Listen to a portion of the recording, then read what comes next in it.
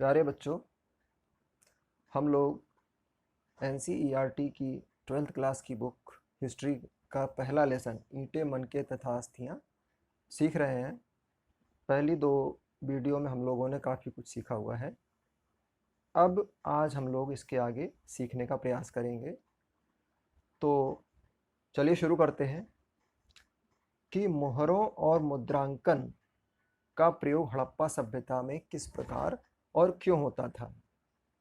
कहने का मतलब ये जो मोहरें हैं इनका प्रयोग हड़प्पा सभ्यता में किस तरह किया जाता था, इसका क्या उद्देश्य था, इसको सीखेंगे। जैसे आजकल हम लोग स्टैंप देखते हैं ना, मोहर या सील लगा देना, तो इसी तरीके से इनका मोहरों का प्रयोग भी मुद्रांकन के लिए किया जाता था। तो जैसे कोई सामान है, उसको लंबी दूरी तक भेजना होता था, एक स्थान से दूसरे स्थान पर, उसको एक थैले में पैक किया जाता था। रखने के बाद उसके उसके मुंह को बांध दिया जाता था। बांधने के बाद उसमें गीली मिट्टी लगा दी जाती थी। गीली मिट्टी लगाने के बाद ये जो मोहरें थी, इन मोहरों से उसके गीली मिट्टी को दबा दिया जाता था, तो उसके ऊपर एक छाप पड़ जाती थी, एक निशानी सी बन जाती थी। और यदि यह जो निशानी बनी हुई है या ये जो सील लगी जाती थी, वो अगर जहां माल भेजा जाना है वहां तक टूटती नहीं थी, तो अनुमान लगा लिया जाता था कि इसके साथ, थैले के साथ किसी भी प्रकार की छेड़छाड़ नहीं की गई है। और इस मुद्रांकन से जो ये उसके ऊपर सील लगाई जाती थी, इससे भेजने वाले का भी पता चल जाता था कि इसको किसने भेजा हुआ है। हड़प्पाई मोहरों पर एक पंक्ति में कुछ लिखा है जो शायद मालिक के नाम तथा पदवी को बताता है। जो ये हड़प्पा की मोहरें मिली हैं, इनमें एक लाइन में कुछ लिखा भी हुआ है। इसमें अनुमान लगाया जाता है कि जिसने ये सामान भेजा या जो मालिक था उसका नाम लिखा है और साथ में उसकी पोस्ट यानी पदवी भी लिखी हुई है। कुछ विद्वानों ने यह भी सुझाव दिया है कि इनके ऊपर चित्र बना, किसी जानवर का चित्र बना दिया जाता था। तो जानवर के चित्र इसलिए बनाए जाते थे क्योंकि जो लोग पढ़ लिख नहीं सकते थे, जो अनपढ़ होते थे, वो लोग भी इसका मतलब समझ सकें। तो ज़्यादातर अभिलेख हैं वो संक्षिप्त हैं, छोटे अभिलेख मिले हैं, छोटे, उसमें कम शब्दों में लिखा हुआ है। लेकिन सबसे जो लंबा अभिलेख है उसमें 26 चिन्ह बने हुए हैं। लिखावट भी चिन्हों के द्वारा होती थी। और जो सबसे लंबा अभिलेख है उसमें 26 चिन्ह है। हालांकि इस लिपि को अब तक पढ़ा नहीं जा सका है। हमने देखा कि हड़प्पा की सभ्यता में जो लिपि मिली है, जो कुछ लिखा हुआ, उसको आज तक विद्वान लोग पढ़ नहीं पाए हैं। यह वर्णमाली भी नहीं लगती है, यानी वर्ण जैसे अल्फ़ाबेट्स के हिसाब से ये लिपि नहीं है, क्योंकि इसमें चिन्ह बनाए जाते थे, इसमें चिन्हों की संख्या होती थी। चिन्ह के आधार पर पहचाना जाता था कि क्या लिखा हुआ है। तो लगभग 375 से लेकर 400 चिन्ह वहाँ से प्राप्त हुए हैं। और जो लिपि लिखी जाती थी वो दाईं ओर से बाईं ओर के लिए लिखी जाती थी। हम लोग जो आज लिखते हैं बाईं ओर से दाईं ओर में लिखते हैं हिंदी को, लेकिन उस समय जो लिपि लिखी जाती थी वो दाईं ओर से बाईं ओर को लिखी जाती थी। तो ऐसा अनुमान इसलिए लगाया गया है क्योंकि जो दाईं ओर से लिखने पर जो कुछ मोहरों पर दाईं और चौड़ा अंतराल है, यानी गैप दाहिने हिस्से पर काफ़ी चौड़ा दिखाई देता है और बाईं ओर वो सिमट करके काफ़ी छोटा रह जाता है। तो ये अनुमान लगाया गया है कि उस समय जो लिपि थी वो दाईं ओर से बाईं ओर लिखी जाती थी। अब यहाँ पर किन किन वस्तुओं पर लिखावट मिली, इसको हम लोग समझते हैं। कौन कौन सी ऐसी चीज़ें जिन पर लिखा हुआ मिला है। तो मोहरें हैं, तांबे के औजार हैं, मर्दवान हैं, तांबे तथा मिट्टी की छोटी छोटी पट्टिकाएँ मिली हैं, आभूषण हैं, अस्थि छड़ें हैं और सूचना पट। इन सारी चीज़ों पर लिखावट मिली है। हो सकता है इसके अलावा कुछ और भी ऐसी चीज़ें रही हो जिन पर लिखा जाता रहा हो, लेकिन वो समय के साथ नष्ट हो गई और आज हम लोगों को नहीं मिली, इसलिए हम लोग अनुमान नहीं लगा सकते। ये चीज़ें हमें मिली इसलिए हमें पता है कि इन चीज़ों पर अवश्य लिखा जाता था। आगे हम सीखते हैं कि हड़प्पा में बाट के बारे में क्या जानकारी थी। बाट आप समझते हो, जो कि तराजू में रख करके कोई सामान तौला जाता है। तो उस समय भी बाटों का प्रयोग होता था, ऐसा अनुमान लगाया गया। और एक बाटों की शुद्ध प्रणाली भी थी। और ये जो बाट बनाए जाते थे चर्ट नामक पत्थर से बनाए जाते थे। चर्ट नामक पत्थर पर बनाए जाते थे और इनमें कोई निशान नहीं होता था। ये घनाकार होते थे। घनाकार मतलब जिनकी लंबाई चौड़ाई ऊंचाई बराबर हो। ऐसे बाट चर्ट नामक पत्थर के बने हुए उस जमाने के मिले हैं। कोई छोटे बाट हैं, कोई बड़े बाट हैं। तो इन बाटों के जो निचले मानदंड थे वो द्विआधारी थे, जबकि ऊपरी मानदंड दशमलव प्रणाली पर के अनुसार थे। जो छोटे बाट बनाए गए हैं उनका प्रयोग शायद आभूषणों और मनकों को तौलने के लिए किया जाता था, ऐसा अनुमान लगाया गया है। धातु से बने तराजू के पलड़े भी मिले उस जमाने के कि तो उससे पता चलता कि तराजू का इस्तेमाल भी होता था। अब हम आगे देखते हैं कि हड़प्पाई समाज में जटिल फैसले लेने और उन्हें कार्यान्वित करने के संकेत मिले हैं। इसके कुछ उदाहरण हमें देखने हैं। मतलब जो हड़प्पा का समाज था, हड़प्पा में लोग रहते थे, वो कुछ जटिल फैसले लेते थे। कैसे, इसके बारे में हम सीखेंगे। तो उदाहरण के लिए लेते हैं कि हड़प्पाई वस्तुओं में असाधारण एकरूपता मिली है। यानी जो हड़प्पा सभ्यता से जो वस्तुएं मिली हैं, चाहे वो कितनी भी डिस्टेंस में, जैसे हड़प्पा स्थान मोहनजोदड़ो से काफ़ी दूर पर है, ऐसे और भी स्थान हैं, लेकिन इन स्थानों पर जो अलग अलग वस्तुएं अलग अलग स्थानों से वस्तुएं मिल रही हैं उनमें बहुत समानता है, एक रूपता है। और वो चीज़ें कौन कौन सी हैं? मिट्टी के बर्तन, मुहर, बाट और ईंट। तो अगर अलग अलग स्थानों से चीज़ें मिल रही हैं और एक जैसी दिखाई पड़ रही हैं तो ये अनुमान लगा सकते हैं कि उस समय एक जटिल फैसले लिए जाते थे जो कि हर जगह लागू होते थे। अब ईंटों की बात अगर हम करते हैं, अब वो ईंट चाहे जम्मू कश्मीर के इधर बनी हो चाहे गुजरात में बनी हो, वो एक ही जैसी दिखाई पड़ती है। उनकी जो मेज़रमेंट है, उनकी जो नाप है, लंबाई चौड़ाई ऊंचाई लगभग एक ही अनुपात में है। तो हम कह सकते हैं कि ये एक बड़े स्तर पर फैसला लेकर के चीज़ों को एक रूपता के हिसाब से बनाया जाता था। अलग अलग कारणों से बस्तियां विशेष स्थानों पर स्थापित की जाती थीं। जैसा कि हमने देखा था कि जिन स्थानों पर कच्चा माल प्राप्त होता था वहाँ पर लोग बस्तियां बसा देते थे। तो कई अलग अलग कारण थे जिनके आधार पर बस्तियों को किसी विशेष स्थान पर बसा दिया जाता था। ईंटें बनाने, विशाल दीवारों तथा चबूतरों के निर्माण के लिए श्रम संगठित किया जाता था। मतलब अगर कोई ईंटों की दीवार, कोई बड़ी दीवार बनानी है, ईंटा बनाना है या चबूतरों का निर्माण करना, तो बहुत सारे मजदूरों को इकट्ठा करना पड़ता था। और ये काम तभी संभव है जब लोग जटिल फैसले लेकर के इस काम को करेंगे, तभी एक रूपता लाई जा सकती है। अब हम सीखते हैं कि हड़प्पा सभ्यता में हमें सत्ताधारी लोगों के विषय में क्या जानकारी मिलती है। सत्ताधारी लोगों का मतलब हो जाता है जो लोग शासन चला रहे हैं, जिनका राजनीतिक शासन है, तो उसके बारे में हमें क्या जानकारी मिलती है। तो उस जमाने के सत्ताधारी लोगों के विषय में कोई सीधी जानकारी नहीं मिलती है। इतिहासकारों ने या पुरातत्वविदों ने अनुमान लगाया है, और ये मोहनजोदड़ो में खास करके एक बड़ा प्रासाद यानी मकान मिला है, भवन मिला है, इसे प्रासाद यानी राजा के घर की संज्ञा दी गई है। कहा गया ये उस समय हो सकता है राजा का घर रहा हो, एक बड़ा महल टाइप का मिला है। लेकिन इस महल में या भवन में कोई भव्य वस्तुएं नहीं मिली हैं, यानी कोई आकर्षक या बड़ी बड़ी चीज़ें नहीं मिली हैं। बड़ा मकान तो ज़रूर मिला है, लेकिन भव्यता वाली वस्तुएं वहाँ से नहीं मिली हैं। एक पत्थर की मूर्ति मिली है। आप अपनी बुक में देखोगे तो दिखाई पड़ेगा पुरोहित राजा लिखा हुआ उसमें। तो पुरोहित राजा की मूर्ति मिली है, यानी एक मूर्ति मिली है, यह किसी व्यक्ति की, उसको पुरोहित राजा कहा गया है।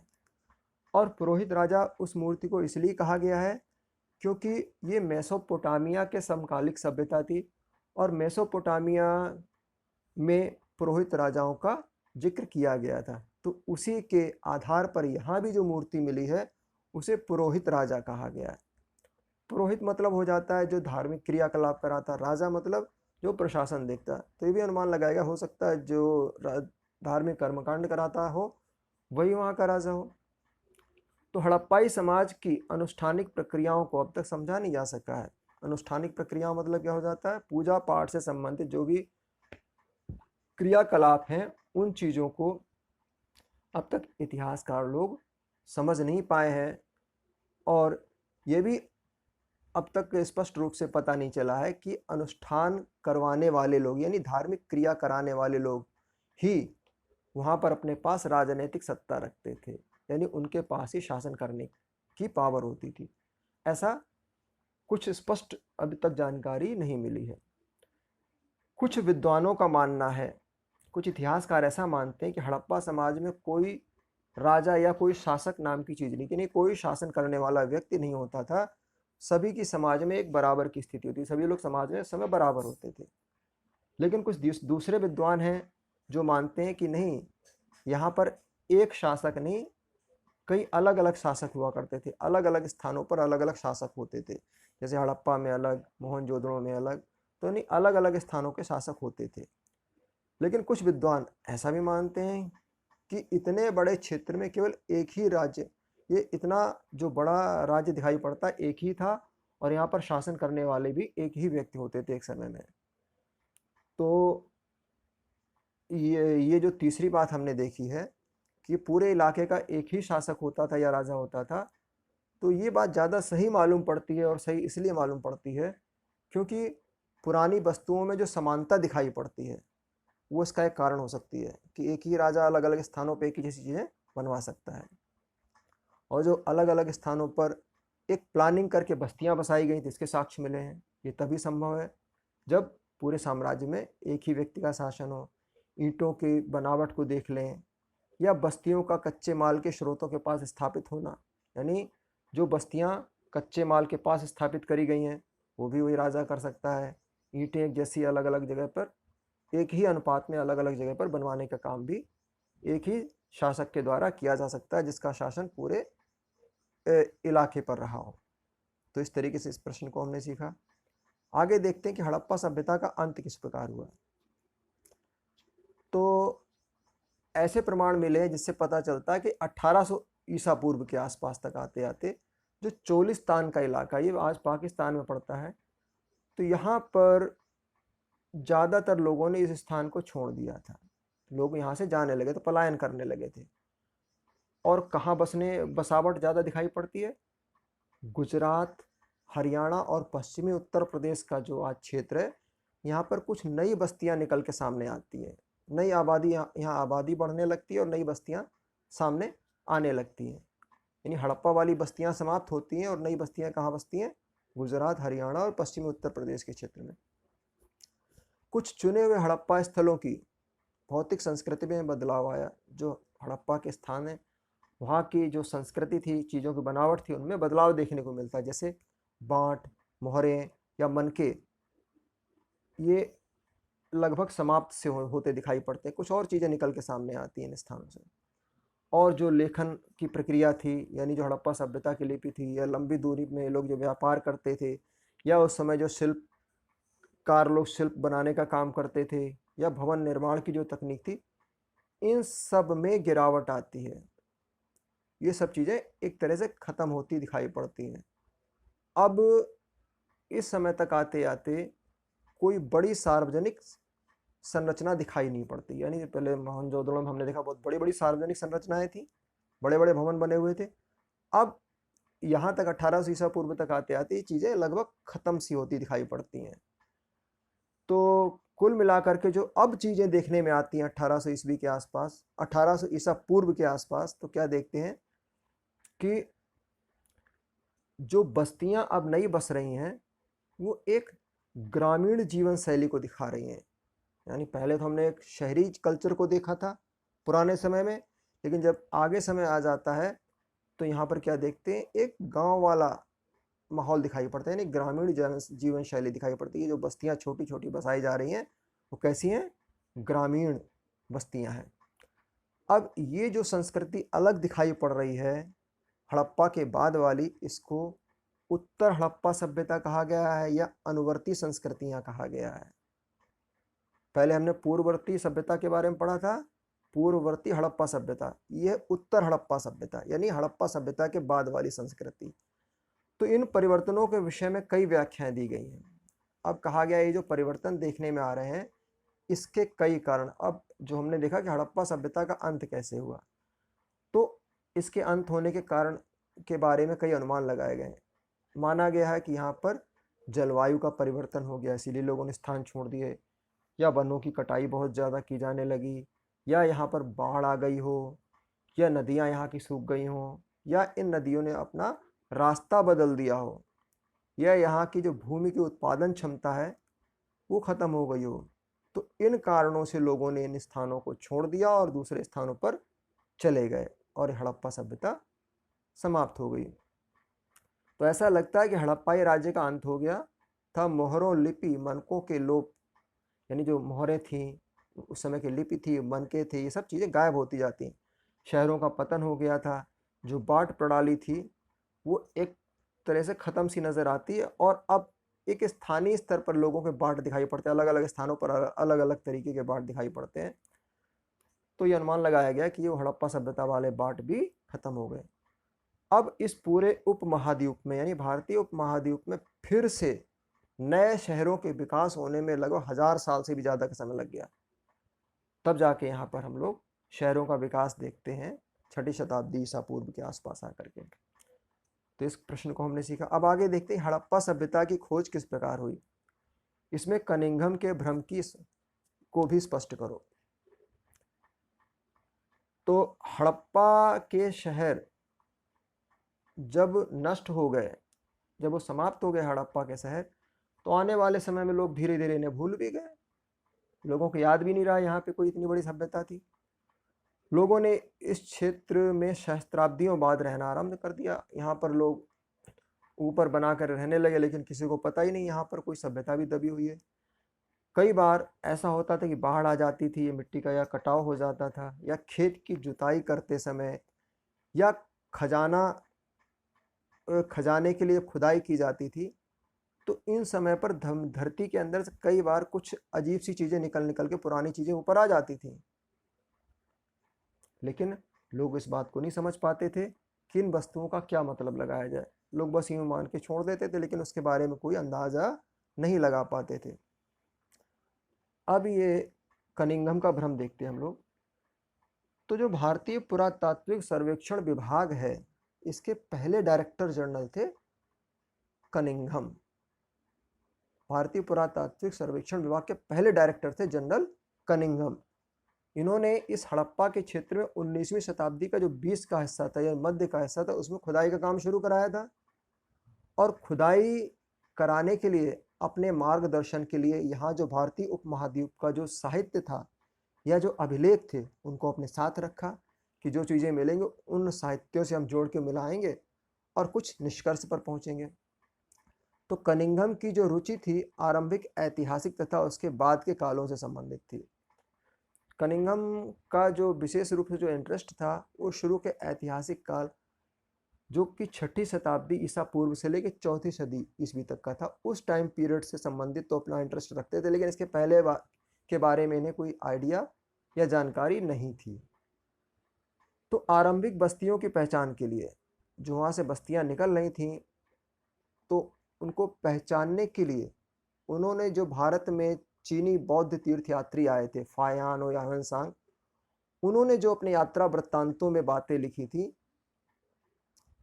उन चीज़ों का सहारा लिया। लेकिन ये जो चीनी यात्री आए थे 4वीं से 7वीं शताब्दी के बीच आए थे, उस समय हड़प्पा सभ्यता नाम का कोई कॉन्सेप्ट था ही नहीं, इसलिए इन्होंने हड़प्पा के बारे में अपने वृत्तांतों का कोई जिक्र नहीं किया। इसलिए कनिंघम भी अनुमान नहीं लगा पा रहे थे कि चीज़ें कितनी पुरानी हो सकती हैं, किस सभ्यता से संबंधित हैं। सर्वेक्षणों के दौरान मिले अभिलेखों का कनिंघम ने, अब जो सर्वेक्षण करा रहे थे उस समय जो भी अभिलेख मिले, उसका कनिंघम ने उन्हें संग्रहण भी किया, प्रलेखन भी करवाया और अनुवाद भी कराया। और ये उत्खनन के समय सांस्कृतिक महत्व की चीज़ों को खोजने का प्रयत्न कर रहे थे। यानी जो खुदाई चल रही थी, उस खुदाई में जो चीज़ें मिल रही थीं उनको समझने का प्रयास भी कर रहे थे। तो हड़प्पा जैसा पूरा स्थल चीनी तीर्थयात्रियों के वृत्तांतों में शामिल नहीं था। अभी हमने बताया कि जो चीनी तीर्थयात्री यहाँ पर यात्रा करने आए थे, उन्होंने हड़प्पा के बारे में कोई जिक्र नहीं किया था। तो इसलिए जो कनिंघम थे वो भी अपनी खोज में हड़प्पा के बारे में नहीं जान पा रहे थे। जबकि हड़प्पाई वस्तुएं 19वीं सदी में कभी कभी मिल जाती थी। जब खुदाई करा रहे थे तो उस समय कई सारी चीज़ें मिलती थी, और इन चीज़ों में से कुछ चीज़ें कनिंघम के पास भी पहुंची। कनिंघम को जो डायरेक्टर जनरल थे उन्हें दिखाया भी गया, लेकिन वह यह समझ ही नहीं पाए कि वस्तुएं कितनी पुरानी हैं, उनके बारे में कोई अंदाज़ा नहीं लगा पाए। एक बार एक अंग्रेज़ ने कनिंघम को एक हड़प्पाई मोहर भी ला कर दी। उन्होंने उस मोहर को, जो मोहर उनके पास आई, उसको ऐसे समय के साथ जोड़ने का प्रयास किया जिससे कि वो परिचित थे, यानी ऐसे समय से जोड़ने का प्रयास किया जिससे कि वो परिचित थे। कैसे समय से? क्योंकि उनका मानना था कि जो गंगा घाटी के किनारे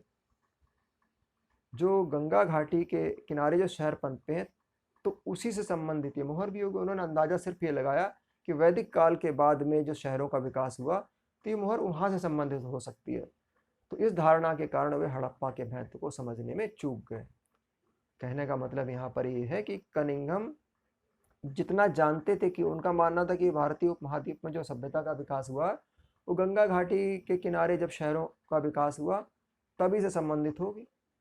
उन्होंने ये नहीं अंदाज़ा लगाया कि ये हजारों वर्ष पुरानी मोहर है, तो इस तरीके से उसके वास्तविक महत्व को वो नहीं समझ पाए थे। अब एक नई प्राचीन सभ्यता की खोज। अब जब टाइम पीरियड आगे चलता है, जैसे जॉन मार्शल होते हैं यहाँ के डायरेक्टर जनरल, तो उनके नेतृत्व में 20वीं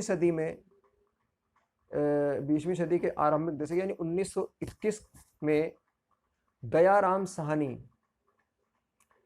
ने हड़प्पा के स्थान पर खुदाई कराई और वहाँ से मोहरों को खोज निकाला, वहाँ से मोहरें प्राप्त करी। इसी तरीके से एक दूसरे पुरातत्वविद राखालदास बनर्जी, उन्होंने 1922 में मोहनजोदड़ो से भी मोहरें खोज निकाली। जब हड़प्पा और मोहनजोदड़ो को मिलाया गया तो दोनों एक जैसी दिखाई पड़ी, क्योंकि एक जैसी मोहरें थी वो। तो इससे अनुमान लगाया गया कि दोनों स्थल एक ही पुरातात्विक संस्कृति के भाग हैं। जब दोनों जगह से एक ही तरह की मोहरें निकली, तब ये अनुमान लगाया गया कि ये जो हिस्सा चाहे हड़प्पा का हो चाहे ये मोहनजोदड़ो का, ये एक ही संस्कृति से जुड़े हुए हैं। अब इन्हीं खोजों के आधार पर 1924 में जो भारतीय पुरातात्विक सर्वेक्षण के डायरेक्टर जनरल थे जॉन मार्शल, उन्होंने पूरे दुनिया के सामने इस हड़प्पा सभ्यता को सबके सामने रखा, यानी सिंधु घाटी में एक नवीन सभ्यता की खोज की घोषणा कर दी। उन्होंने दुनिया के सामने रख दिया कि भाई यहाँ पर एक पुरानी सभ्यता छिपी हुई है। एस.एन. राव ने the story of Indian archaeology में किताब में लिखा है कि जो जॉन मार्शल ने भारत को जहाँ पर पाया था उसे उससे 3000 वर्ष पीछे छोड़ा। ऐसा इसलिए था क्योंकि मेसोपोटामिया से हड़प्पा में मिली मोहरों जैसी मोहरें मिली थी। यह सभ्यता मेसोपोटामिया के समय के समकालिक थी। यानी एस.एन. राव ने इसलिए कहा कि 3000 वर्ष पीछे छोड़ा क्योंकि पहले अनुमान लगाया जा रहा था ये सभ्यता बहुत ज़्यादा, यहाँ की सभ्यता संस्कृति बहुत ज़्यादा पुरानी इस क्षेत्र की नहीं है, क्योंकि वो गंगा नदी घाटी के समय सभ्यता की शुरुआत मान रहे हैं। लेकिन ये सभ्यता तो और पीछे करीब 3000 साल पीछे चली गई जा करके। तो वही एस.एन. राव ने कहा अपनी किताब में कि मार्शल ने भारत को जहाँ पर पाया था उससे 3000 वर्ष पीछे उसे छोड़ा जा करके। और मार्शल बहुत विद्वान आदमी थे, ये यूनान तथा क्रीट से अपने साथ वहाँ के एक्सपीरियंस भी साथ में लेके आए थे। अब आगे हम सीखते हैं, यह है कि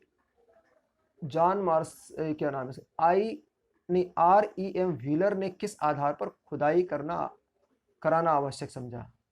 R.E.M. व्हीलर ये डायरेक्टर जनरल बनते हैं आकर के, तो इन्होंने किस आधार पर खुदाई कराई। जब जॉन मार्शल थे तो पूरे टीले में, जो पूरा टीला मिलता था, वहाँ एक समान परिमाण वाली क्षैतिज इकाइयों की खुदाई करवाते थे, और जो स्तर विन्यास था, अलग अलग स्तर पर जो चीज़ें मिलती थी उन चीज़ों को अनदेखा कर देते थे कि कौन सी चीज़ किस टाइम पीरियड की है। तो इसका परिणाम क्या होता था कि अलग अलग स्तरों में मिलने वाली जो पुरानी वस्तुओं के सामूहिक रूप से एक साथ मिलाकर एक ही समय के हिसाब से उनको बांट दिया जाता था। तो इस तरह खोजों से मिलने वाली जो प्रमुख जानकारियाँ, जो मुख्य बातें थी, हमेशा के लिए गायब हो जाती थी। लेकिन जब ये 1944 में जो भारतीय पुरातात्विक सर्वेक्षण के डायरेक्टर जनरल IEM व्हीलर बनते हैं, तो उन्होंने इस समस्या का समाधान कर दिया। उन्होंने जो टीले थे वो एक समान क्षैतिज इकाइयों के आधार पर खुदाई नहीं कराई, बल्कि स्तर विन्यास का अनुसरण किया। अलग अलग स्तर पर जो चीज़ें मिल रही हैं उनको अलग अलग हिसाब से वर्गीकरण करने का प्रयास किया। अब हम सीखते हैं कि विभाजन के पश्चात हड़प्पा के प्रमुख क्षेत्र आज किस देश में है। भारत के कुछ प्रमुख हड़प्पा क्षेत्रों के नाम लिखो। तो आज जो हड़प्पा या मोहनजोदड़ो की बात हम करते हैं, ये आज दोनों स्थान प्रमुख क्षेत्र पाकिस्तान की सीमा में आ जाते हैं। लेकिन हड़प्पा सभ्यता जिस समय थी उस समय भौगोलिक सीमाएं आज की जैसी नहीं थी, यानी वो भारत पाकिस्तान जैसा कोई क्षेत्र नहीं था। लेकिन आज अगर हम देखते हैं तो पाकिस्तान में हड़प्पा सभ्यता के प्रमुख केंद्र चले गए हैं। जो भारतीय पुरातत्वविद हैं, इन्होंने भारत में कई अलग अलग इलाकों में हड़प्पा के क्षेत्र ढूंढ निकाले हैं, जैसे कालीबंगन, लोथल, राखीगढ़ी, धौलावीरा। ये नई खोजों में ये नए क्षेत्र निकल के सामने आए हैं और अब भी खोजें चल रही हैं। 1980 के दशक से हड़प्पा की खोज में अंतर्राष्ट्रीय स्तर पर भी लोगों की रुचि बढ़ गई है। 1980 के बाद जो विश्व स्तर पर लोग यहाँ पर ज़्यादा इंटरेस्ट लेने लगे हैं, वो भी यहाँ की खोजों में शामिल हो गए हैं। हड़प्पा और मोहनजोदड़ो पर उपमहाद्वीप के तथा विदेशी विशेषज्ञ मिलकर काम कर रहे हैं। अभी यहाँ पर जो हड़प्पा मोहनजोदड़ो के क्षेत्र हैं, यहाँ पर उपमहाद्वीप के लोग भी काम कर रहे हैं और विदेशी विशेषज्ञ लोग भी काम कर रहे हैं। अलग अलग तकनीक के आधार पर जानकारी कर रहे हैं। यहाँ से मिट्टी, पत्थर, धातु की वस्तुएं, वनस्पति या जानवरों के अवशेष जो भी चीज़ें मिलती हैं, उन्हें अच्छी तरीके से उनका सूक्ष्म विश्लेषण करते हैं, फिर निष्कर्ष निकालते हैं। तो कहने का मतलब ये खोज अब भी जारी है।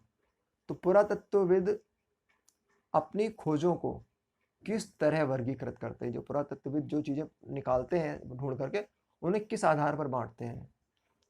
तो इसे दो तरह से बांटने का प्रयास करते हैं। पहला, प्रयुक्त पदार्थ के आधार पर कोई वस्तु मिली है तो किस पदार्थ की बनी हुई, जैसे पत्थर की है या मिट्टी की है या धातु की है या हड्डियों की है या हाथी दांत की है, तो पदार्थ के हिसाब से उनको बांटा जाता है। और दूसरा आधार उनकी उपयोगिता के आधार पर, उनका प्रयोग किस आधार पर किया जाता है। जैसे कोई वस्तु क्या एक औजार के रूप में प्रयोग होती है या आभूषण है, या फिर दोनों का काम करती है, यानी आभूषण भी है औजार भी है, या किसी धार्मिक अनुष्ठान से संबंधित है, यानी उपयोगिता के आधार पर वर्गीकरण करते हैं। फिर से समझेंगे कि पुरातत्वविद अपनी खोजों को दो आधार पर बांटते हैं। पहला है पदार्थों के आधार पर कि किस पदार्थ की बनी है, और दूसरा उपयोगिता के आधार पर कि किस कारण से इसका प्रयोग किया जाता था।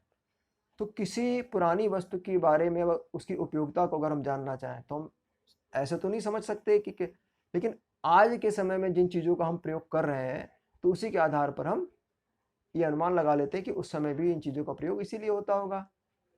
तो जैसे मनके हैं, चक्कियाँ हैं, तो इनका प्रयोग जिस चक्कियों से आज पीस करके हम अनाज वगैरह पीसते, तो अनुमान लगा लिया गया कि इस समय भी चक्कियों से ये लोग अनाज वगैरह पीसते होंगे। ठीक है। अब पुरा वस्तुओं की व्याख्या करने में किस प्रकार की समस्याएं आती हैं। पुराने समय की जो वस्तुएं मिली हैं उनकी व्याख्या करना है, तो व्याख्या करने में क्या पहले बात तो पुरानी वस्तुएं मिली, अब उनको किस तरीके से उनको एक्सप्लेन किया जाए, तो क्या क्या समस्याएं आती हैं, तो उसके बारे में इसको समझेंगे।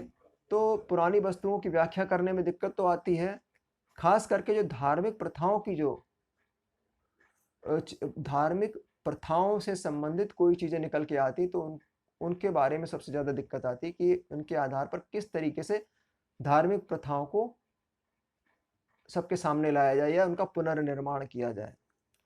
कुछ वस्तुएं जो असामान्य या अपरिचित सी लगती हैं, कुछ वस्तुएं ऐसी हैं जो बिल्कुल असाधारण सी दिखाई पड़ रही हैं या उनसे हम परिचित नहीं हैं, तो अनुमान लगा लेते हैं कि शायद धार्मिक महत्व की होंगी उस समय। जैसे कोई मृण मूर्ति, मिट्टी की मूर्ति जो आभूषणों से लदी हुई है, उसके सिर पर विशेष तरह का श्रृंगार है, तो अनुमान लगाया गया कि शायद किसी मातृ देवी की ये मूर्ति होगी। इसी तरीके से पुरुषों की दुर्लभ पत्थर से बनी मूर्तियां मिली हैं, पुरुषों की मूर्तियां मिली हैं जिनमें उन्हें एक हाथ घुटने पर रखकर बैठा हुआ दिखाया गया कि एक हाथ को अपने घुटनों पर रखकर बैठे हुए हैं। तो इस प्रकार से उन्हें पुरोहित राजा मान लिया गया, यानी ये पुरोहित राजा है। तो कई संरचनाओं को धार्मिक महत्व का माना गया है। यानी ऐसी कई सारी संरचनाएं हैं जिनको धार्मिक महत्व का माना गया। जैसे कि हमने देखा था कि दुर्ग क्षेत्र में विशाल स्नानागार मिला था, तो वो धार्मिक अनुष्ठान से संबंधित रहा होगा। या वेदियां मिली हैं तो ये धार्मिक अनुष्ठान से संबंधित होंगी। कुछ मोहरों पर शायद अनुष्ठान के दृश्य बने हैं, उनके आधार पर धार्मिक प्रथाओं का पुनर्निर्माण करने का प्रयास किया गया है। तो अलग अलग अलग तरीके से इतिहासकार अनुमान लगाने का प्रयास करते हैं। ऐसे ही कुछ पेड़ पौधों के चित्र मिले हैं, तो अनुमान लगाया गया शायद ये लोग प्रकृति की पूजा का संकेत देते हैं। कुछ मोहरों पर जानवरों के चित्र बनाए गए हैं, जैसे कि एक जानवर, जैसे एक सींग, उसके ऊपर एक सींग दिखाई पड़ रहा है, यानी एक सींग वाला जानवर है, उसे एक श्रृंगी कहा गया है, एक श्रृंगी।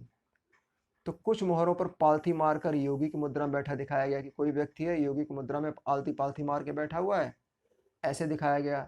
और उसे जानवरों से घिरा हुआ भी दिखाया गया, यानी एक योगी कोई बैठा हुआ है, उसके आसपास जानवर इकट्ठे हो रहे हैं। तो उस मूर्ति को क्या कहा गया है? आद्य शिव का नाम दिया गया, आद्य शिव। तो इन्हें हिंदू धर्म में प्रमुख देवताओं में माना गया। शिव को, भगवान शंकर को एक प्रमुख देवताओं में माना गया, तो उनसे जोड़ के देखा गया है।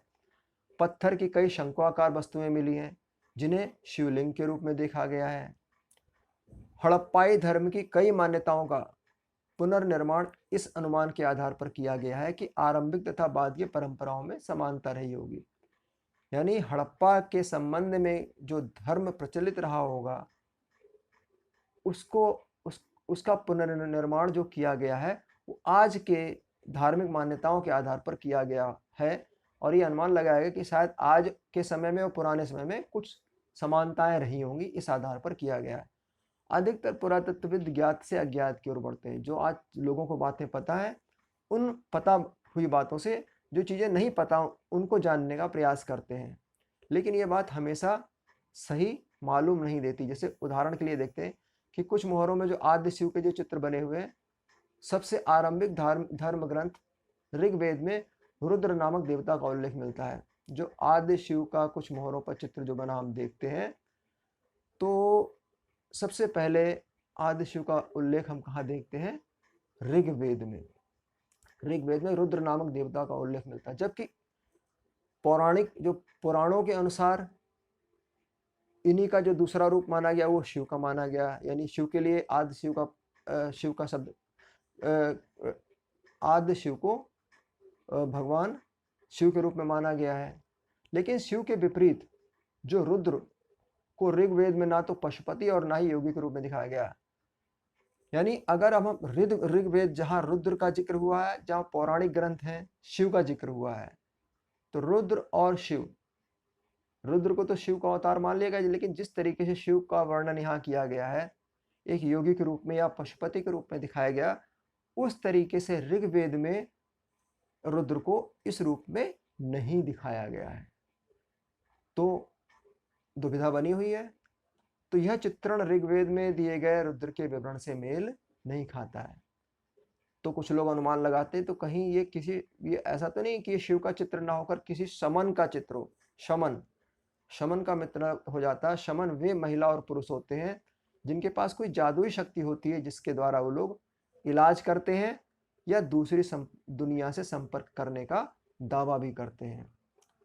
तो इस तरीके से कई सारी दुविधाएं बनी हुई हैं, जो आज के समय में भी इतिहासकार लोग हड़प्पा सभ्यता में और भी नई नई जानकारियां लाने का प्रयास कर रहे हैं।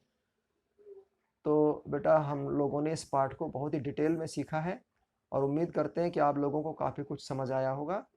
और ये पाठ यहीं समाप्त होता है। धन्यवाद।